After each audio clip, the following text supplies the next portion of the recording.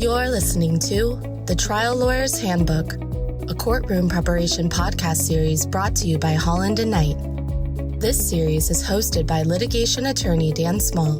Listeners of this series will gain a fresh perspective on how attorneys can address various trial preparation issues and set themselves up for success in and out of the courtroom. As one of the first high-profile multiple-death criminal OSHA prosecutions, the Farmers Export Grain Elevator explosion case that we've been discussing in the last few episodes drew a great deal of attention in the media, the industry, and the legal community. Both of the defendants retained former U.S. attorneys. Both of them had second-chair lawyers assisting them who were older and much more experienced than I was at the time. I was excited to be part of the case. I could learn a lot by watching such experienced trial lawyers.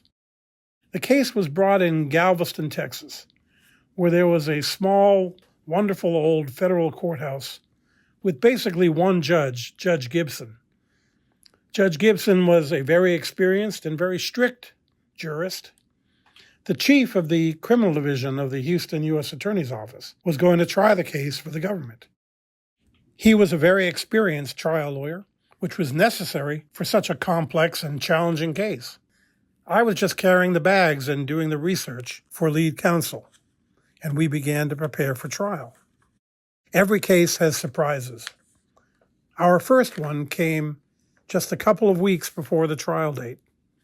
The chief of the criminal division had an unavoidable conflict. He couldn't try the case on the scheduled date. "No problem," I said. "We'll get a continuance." "Oh no," I was told. "That's not how things work in Galveston.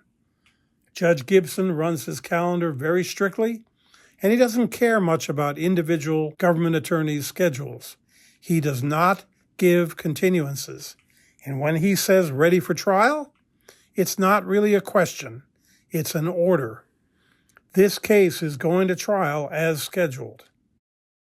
I reminded the chief how challenging this case was, legally and factually, how important this case was to the Department of Justice, to OSHA, and to the families of the deceased, and how embarrassing it would be to not have an experienced lead counsel. All this I said with just a little bit of panic. "All is well," he assured me. One of the most experienced and talented trial lawyers in his office, George, happened to be down in Galveston trying a case, and he had agreed to step in. Reassured, I headed down to Galveston, checked into the government rate hotel, and went to the courthouse to meet George. The chief's description was accurate. George was a great guy and a great lawyer, but when I finally met with him, it was apparent that something had gotten lost in communication, to say the least. What the chief did not tell me, or didn't understand, was that George was in the middle of trying a complex, multiple-defendant drug case, solo, by himself.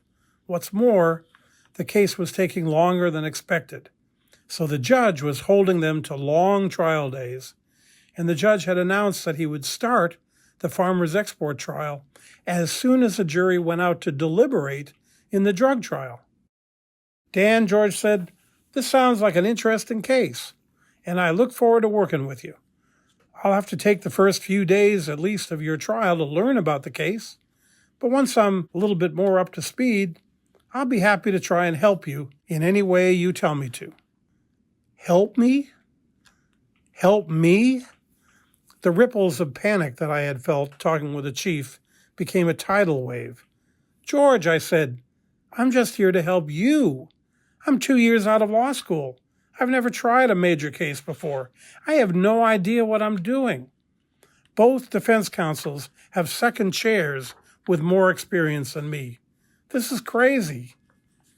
George was surprised, but far too seasoned a trial lawyer to let surprises worry him. "You're a bright guy," he said. "You'll do fine. I'll help you when I can. Besides, we don't have any choice. Judge Gibson doesn't give continuances. We are going to trial, and you just have to do your best." I called my bosses in Washington, still in a state of panic. But when I described the situation, they agreed with George. Just do your best. So I went to the little office in the Galveston courthouse reserved for prosecutors visiting from out of town, sat down, and started getting ready for trial. A couple of days later, Judge Gibson interrupted the drug trial just long enough to hold a final pretrial conference in our case. When he looked at me and said, "Ready for trial?" I understood that there was only one response. "Your Honor, the government will be ready." So we went to trial, and we'll talk more about it in the next episodes.